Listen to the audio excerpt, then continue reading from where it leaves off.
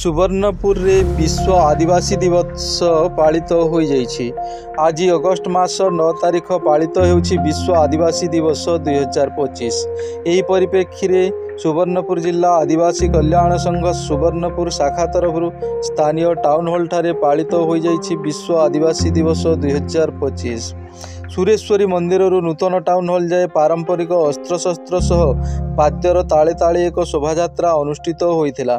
स्थानीय town hall ठारे होइथिबा साधारण सभारे सम्मानित अतिथि भावे सुवर्णपुर जिला आरक्षी अधीक्षक श्रीयुक्त नारायण नायक योगदान करिथिबा बेले स्वतंत्र अतिथि भावे आदिवासी कल्याण संघ सभापति श्रीयुक्त सत्यनारायण भोई, संघ उपसभापति श्रीयुक्त गुप्तेश्वर मल्लिक, संघ संपादक श्रीयुक्त लंबोधर धरुआंक सह नरोत्तम आडबांक, रोहित कंवर, अवधूत आडबांक, सुभाष भोई, भागीरथी मुंडा, नंदन बारिक, सुरेंद्र भोई समेत आदिवासी कल्याण संघर अनेक कर्मकर्ता योगदान करथिले।